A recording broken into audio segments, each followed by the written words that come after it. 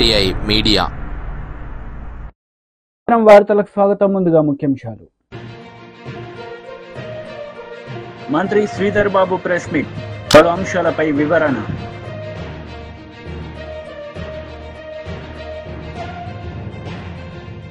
మాజీ మంత్రి Gudivada Amarnath press meet, పలు అంశాలపై వివరణ. సజ్జల రామకృష్ణారెడ్డి మీడియా సమావేశం నిర్వహించారు. ఈ సందర్భంగా ఆయన మాట్లాడారు. Over the period evolve establish అయినాయి, అవి కంటిన్యూ అవుతున్నాయి. గవర్నమెంట్ ఏ గవర్నమెంట్ ఉన్నా కూడా ఆ మొత్తం దీన్ని ఈయన ఒక్క దెబ్బకు బ్రేక్ చేశారు. అటుపక్క భక్తుల్లో ఉన్న విశ్వాసాలను దెబ్బతీశారు. ఈరోజు ప్రసాదం తీసుకోవాలంటే అందులో ఏముంటుందని అనుమానించే రకంగా దుష్ప్రచారం చేశారు. దాన్ని మళ్ళీ రిపీటెడ్గా అన్నారు.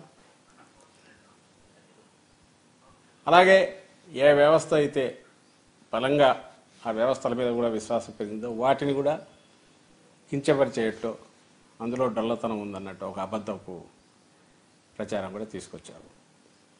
ఇది ఆయన చేసిన ఘోరమైన అపచారం కాగా, ఇప్పుడు రెలవెన్స్ ఏంటంటే, ఇప్పటికే దాని గురించి డిస్కషన్ అయింది. దీని అల్టిమేట్ ఇది ఎక్కడ రిఫ్లెక్ట్ కావాలి? చంద్రబాబు నాయుడు గారు అన్న జంతువుల కొవ్వు అన్నది ఏ సప్లైస్ అయితే ఆ కంపెనీ చేసిందో, ఆ కంపెనీ చేసిన సప్లైలో అది ఉందనుకుంటే అది ఎక్కడ రిఫ్లెక్ట్ కావాలి? సహజంగానే ఆ కంపెనీకి ఇచ్చిన షోకాజ్ నోటీసులో రిఫ్లెక్ట్ కావాలి.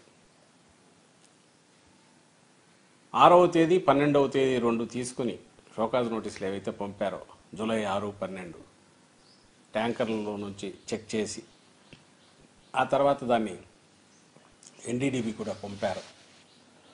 ఆ షోకాజ్ నోటీస్లో ఎక్కడ కూడా యానిమల్ ఫ్యాట్ అనే ప్రస్తావన లేదు. మిగిలిన మీరు ఎన్నెన్నో చెప్పచ్చు, అంటే ప్రజలను గమనించమని కోరుతున్నాం. ఈయన ఎంత అబద్ధం ఆడాడని ఎందుకు చెప్పగలుగుతున్నామంటే, ఏదైతే ఆయన అన్నమాట టీటీడీ ఆ పర్టికులర్ కంపెనీని బ్లాక్ లిస్ట్ చేయాలన్నా, లేదా దానికి షోకాజ్ నోటీస్ ఇష్యూ చేసినా, దేని మీద అడుగుతుంది, ఏ ఛార్జ్ పెడుతుంది, ఏదైతే అత్యంత వర్స్ట్ ఇదో దాన్ని తీసుకొచ్చి పెట్టాలి. బ్లాక్ లిస్ట్లో చేస్తామన్నప్పుడు నిజంగా జంతువుల కొవ్వు ఉంటే జంతువుల కొవ్వు దీంట్లో కలిపినట్టు ఆధారం ఉన్నాయన్న మాట ఎందుకని లేదు అనేది మా ప్రశ్న.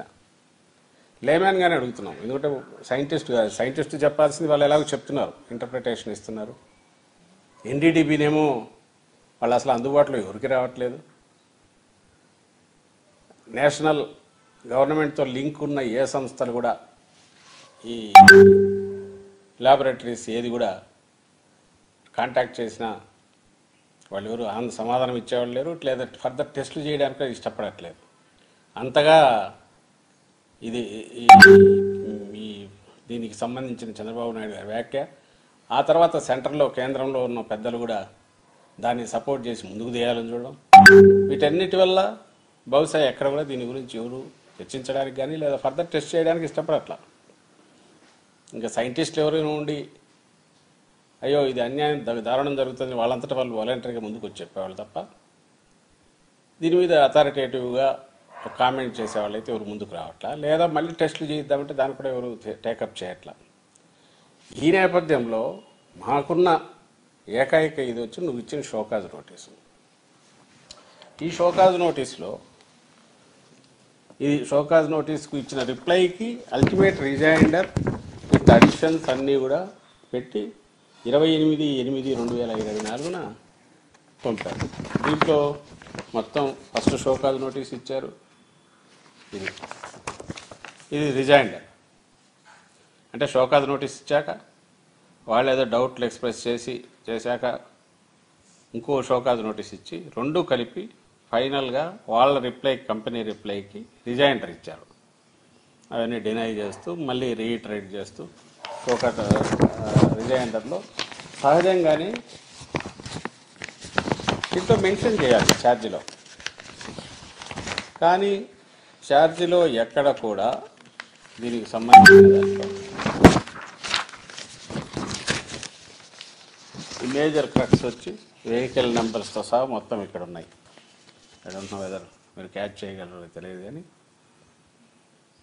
డేట్స్, వెహికల్ నంబర్సు, దాని జిస్ట్ కంప్లీట్గా ఇందులో ఉంది. ఇందులో నేను మార్క్ చేసిన చూస్తే 2 కనపడతాయి. Vegetable the adulterated with the fat of vegetable origin అని ఒక దగ్గర ఉంది, వెజిటబుల్ ఆయిల్ అని ఇంకోటి ఉంది, కింద ఫారిన్ ఫ్యాట్ అని అంటారు. అంతకుమించి ఎలాంటి ఆధారం కానీ ఏదీ లేదు ఇందులో. నిజంగా యానిమల్ ఫ్యాట్ అయితే సహజంగానే అదే ఛార్జ్ దీంట్లో ఆరోపణ దీంట్లో రావాలన్నా వద్దా?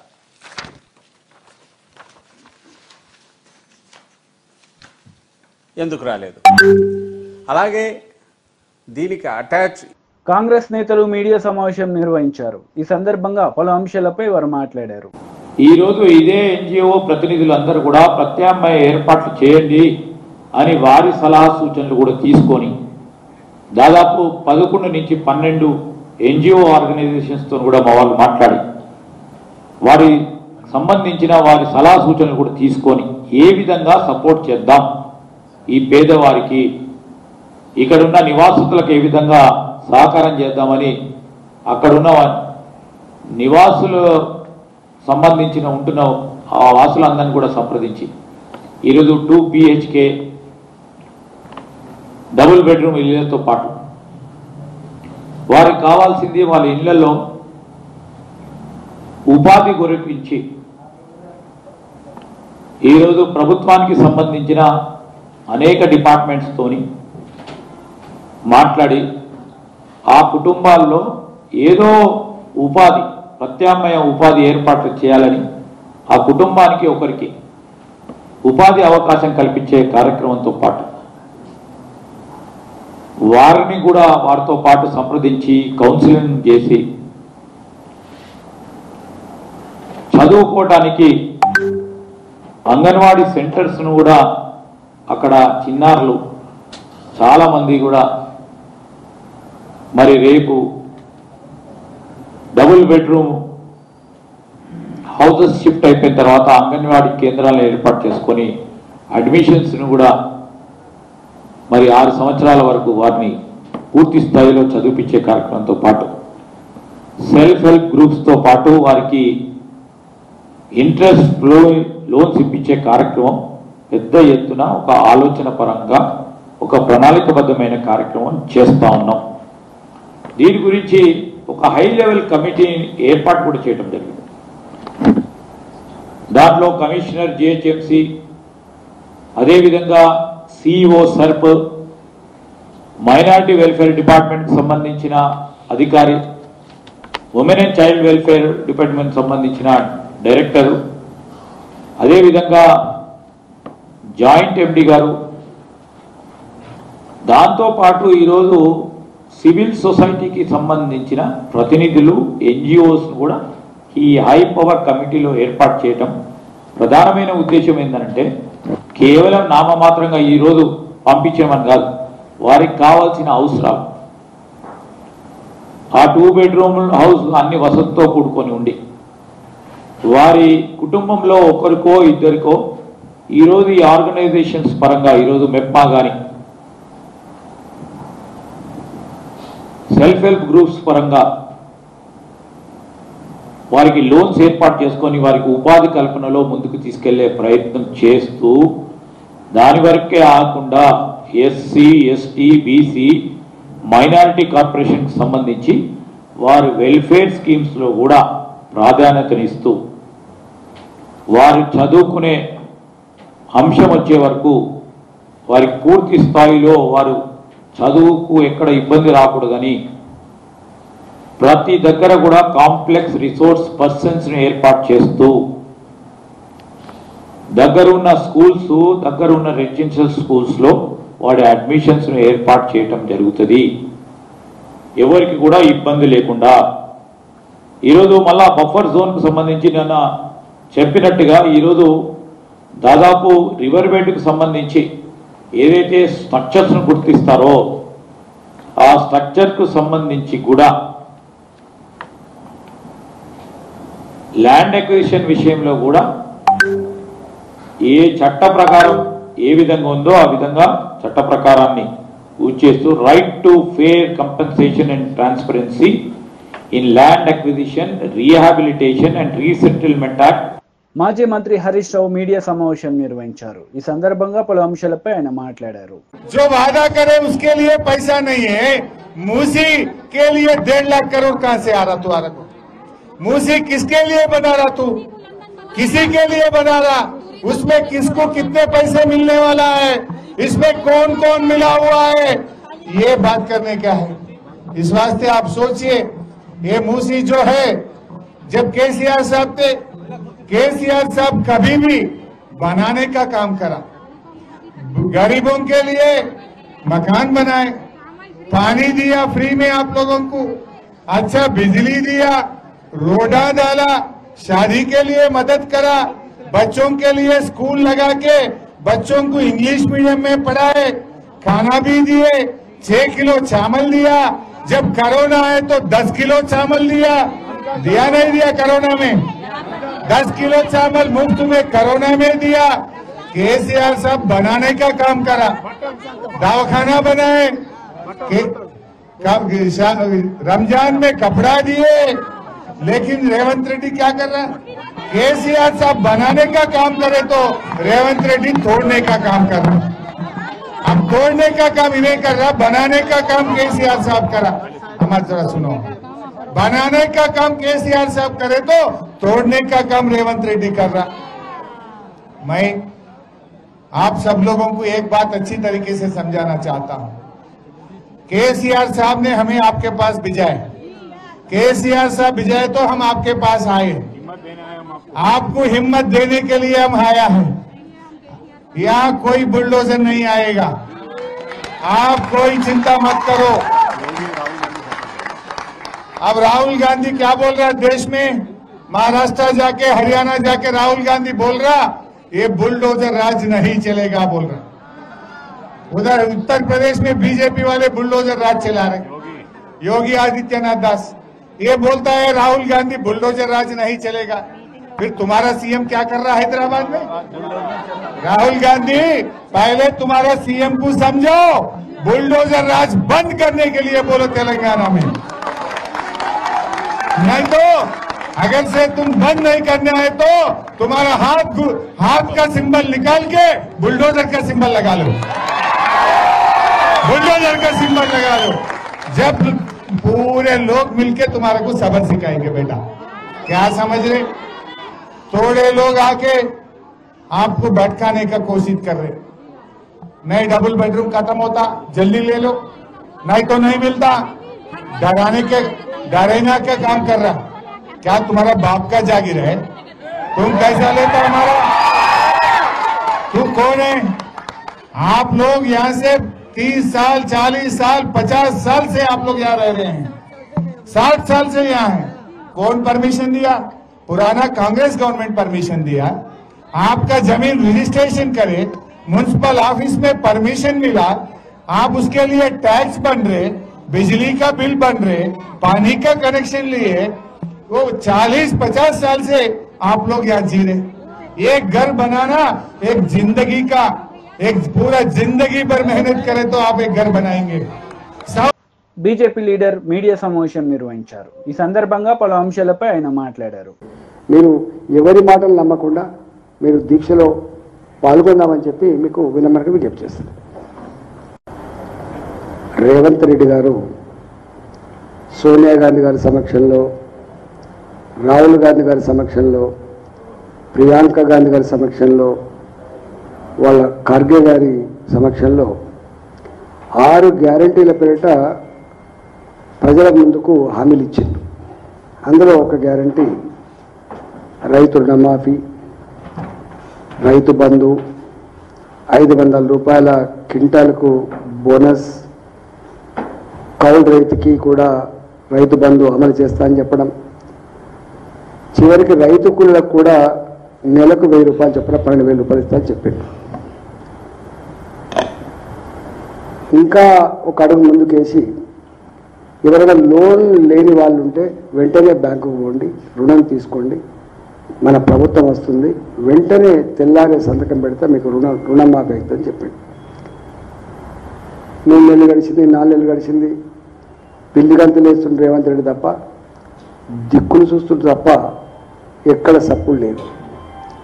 చివరికి ప్రజలు రైతాంగం అంతా అసహించుకుంటుందని చెప్పి గ్రహించి భద్రాచలం రాముడి సాక్షిగా, వేములవాడ రాజన్న సాక్షిగా, జోగులాంబ సాక్షిగా, మన లక్ష్మీనరసింహస్వామి సాక్షిగా అని చెప్పి ఒట్లు పెట్టుకోవడం మొదలుపెట్టాడు. ఈ ఒక్కడు కూడా అమలు చేయకపోతే తెలంగాణ ప్రజలు నా మీద చెడైప్రాయం ఏర్పడదని చెప్పి భావించి అన్ని రకాల ఆర్థిక పేమెంట్స్ అని కూడా ఆపేసి రైతు రుణమాఫీ ఒడిగట్టింది. నేను చెప్తున్న లెక్క కాదు, రేవంత్ రెడ్డి గారు లెక్క చెప్పినారు. బ్యాంకులేమో 73 లక్షల మంది రైతులు అని చెప్పిండ్రు, రేవంత్ రెడ్డి గారేమో 65 లక్షలు అని చెప్పిండు, తర్వాత 40 లక్షలు అని చెప్పిండు, 48 లక్షలు. ఆ చివరికి తేల్చింది ఏంటంటే మేము లెక్క తీసినాం 48 లక్షల మంది రైతులు 34,000 కోట్ల రూపాయలు అవుతుంది, ఏకకాలంలో అన్కండిషనల్గా కార్డుతో సంబంధం లేదు, దేంతో సంబంధం లేకుండా పే చేస్తా అని చెప్పిండు. కానీ చివరికి విధి విధానకారాలు చేసిండ్రు, దాని మీద విపరీతమైన వ్యతిరేకత వచ్చింది రైతాంగాల్లో. అప్పుడు తోక ముడిచిండు, అందరికి ఇస్తా అని చెప్పాడు. కానీ 17,000 కోట్ల రూపాయలు పే చేసిన అని చెప్పి ముఖ్యమంత్రి కార్యాలయం విడుదల చేసింది తప్ప ఇంతవరకు ఏ వ్యవసాయ అధికారి దగ్గర లెక్కలు లేవు. నేను దాని తరపడి మేమంతా గ్రామాలకు పోయినాం, రైతుల దగ్గర దరఖాస్తు స్వీకరిస్తున్నప్పుడు 35 నుంచి 40% మంది రైతులకు మాత్రమే రుణమాఫీ అయింది.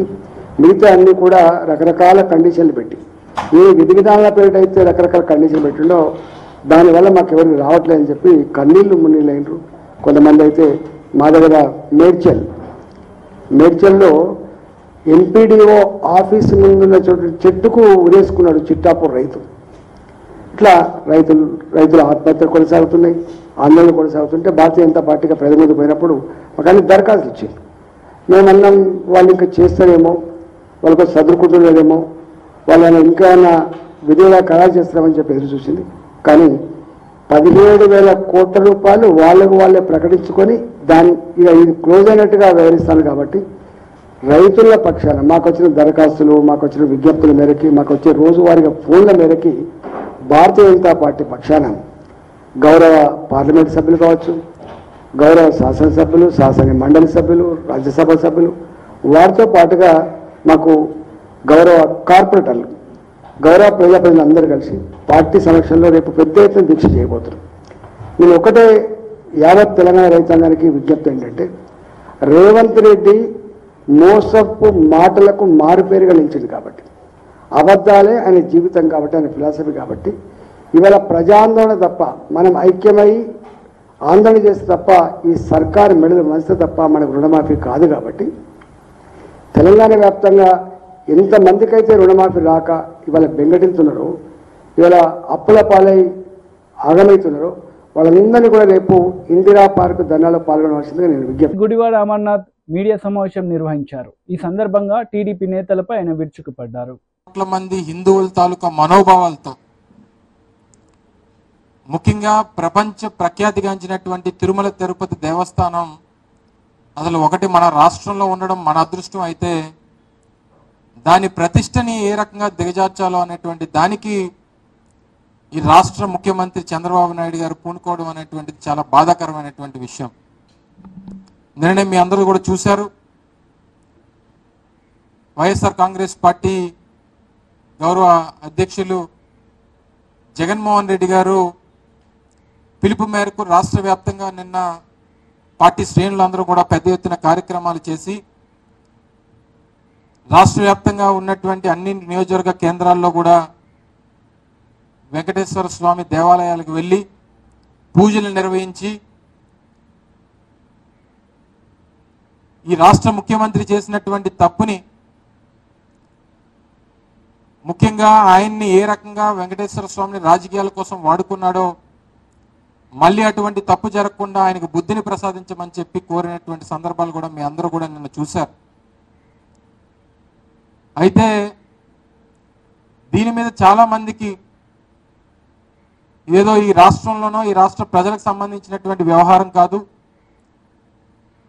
దేశవ్యాప్తంగా ఉన్నటువంటి ప్రజలు, ప్రపంచవ్యాప్తంగా ఉన్నటువంటి భక్తులు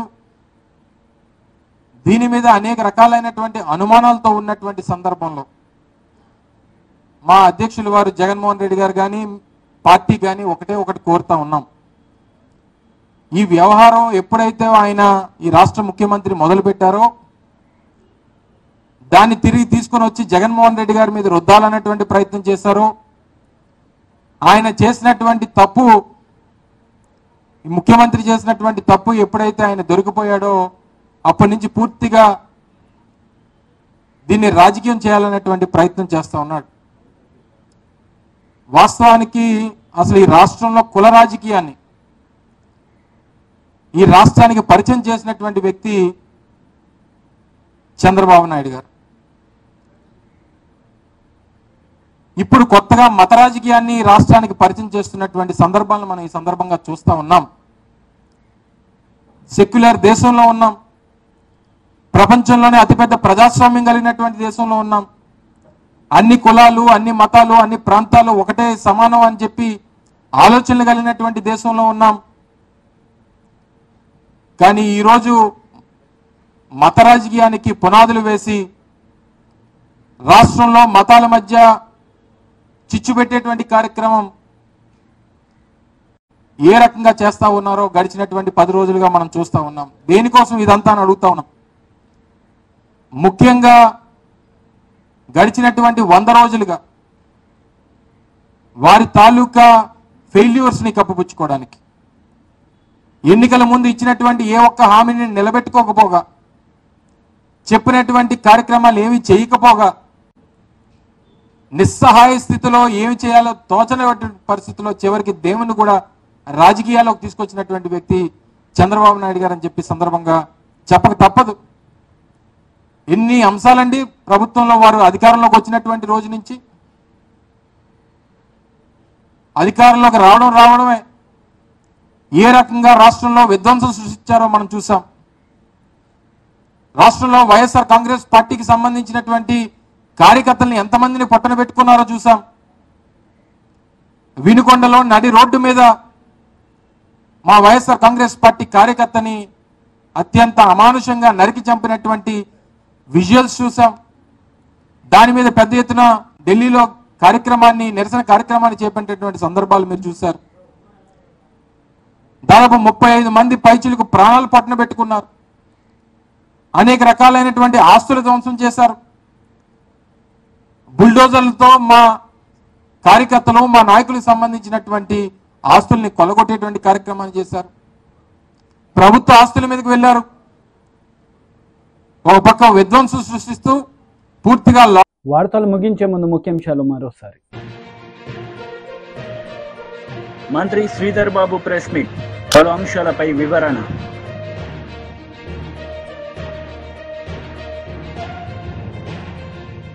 మాజీ మంత్రి గుడివాడ అమర్నాథ్ ప్రెస్ మీట్, పలు అంశాలపై వివరణ. ఈ వార్తలు ఇంతటితో సమాప్తం. తిరిగి ప్రసారమయ్యే వార్తల్లో మళ్ళీ కలుద్దాం. అంతవరకు సెలవు. నమస్తే.